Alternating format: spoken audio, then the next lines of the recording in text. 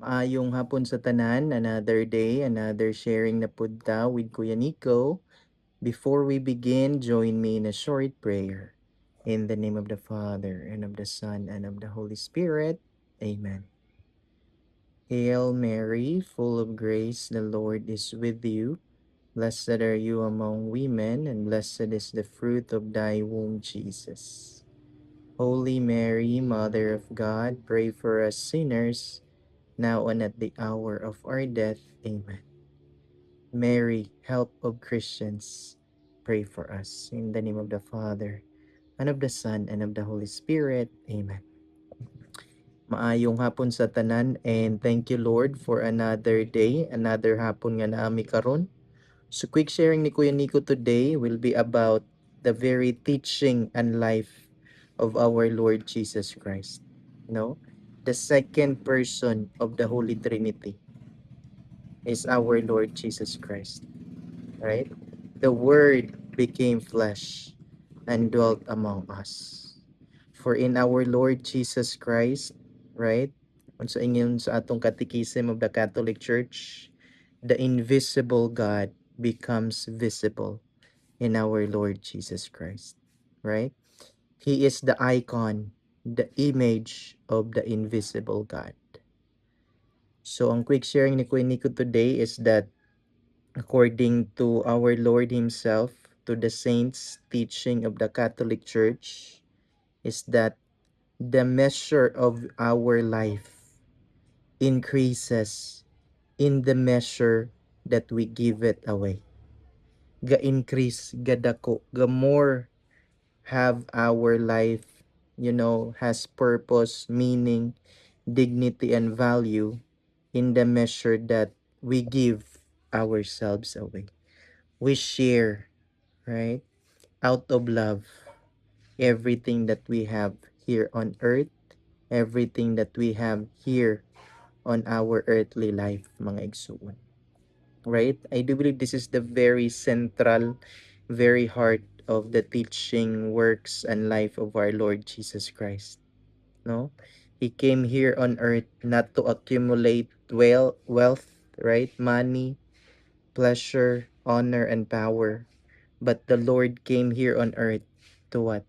To offer His life to us, even though we are His enemies. He sacrificed His life to us, even though we are sinners, before His divine love that He has showed and given us, mga igsoon. Right? I do believe it's very important, no? Nga we reflect, meditate upon this teaching, works, and life of our Lord Jesus Christ, right? Written throughout the gospel, through the tradition of the Catholic Church, right? Intellectually, morally, the church keep on telling us, right? Nga, the meaning of our life is not about having, not about accumulating, unsa man wealth, money, pleasure, honor, and power. Rather, it's about giving away what we have. No? Kung natay wealth, natay power, natay unsa man pleasuristic ang atong kinabuhi, we have this honor and power in the society, in our family.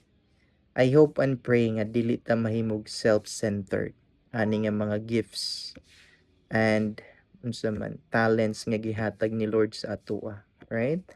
For everything that we receive from the Lord, either we work hard for it or we were born with it, right? It needs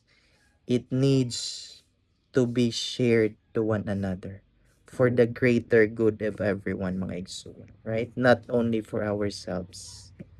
For the Lord showed us that there is, no, sa ingon ng Lord, there is no greater love than this, than to lay down your life for your friends, right? As we all know nga, kita nga mga human beings, right? We always tend to see things only for ourselves, right? Ako ra dapat na kwarta, kung nay pagkaon ako una dapat mabusog, right? Kung nay properties, inheritance sa akong parents, akong lulug-lula, I should be the one to have it, right? We are so self-centered We are so selfish in many other ways, right? But the Lord is telling us, even though we have wealth, pleasure, money, power, glory here on earth, right? These things will, yes, make us happy, will satisfy us, but only in a limited time, mga igso, right? It can make us happy and satisfy for an hour, a day, a week, a month, a year, right? But it will never, ever satisfy the longing of our human hearts, mga igsoon. Kaya nga naman, because we are not created for these things. We are not wired for these things, mga igsoon, right? We are wired for higher things, for the highest things, which is divine life, right? Share in the divine life of the Lord, right? Living our life out of love. For we have seen love in our Lord Himself, right? The Trinity, the second person of the Holy Trinity, our Lord Jesus Christ, right? I do believe nga, even though in my personal life, no, gusto kong ako, money, pleasure, honor, power, but in the end of the day, right, it will never ever satisfy our human hearts, mga igsoon. For only the infinite, right, only the divine, only God, only love, only God who is love can fully, eternally satisfy our human hearts. Right? Before I go, ang sa ingon ni Saint Augustine, right? You have made us, O Lord, for yourself, and our heart is restless until it rests in you. I hope and praying our human love towards one another, towards the Lord, should be the very unsa man, very expression of our God's love to every one of us, right? Human love will always be wrong unless it reflects the very love of our God to us. Thank you everyone, and God bless.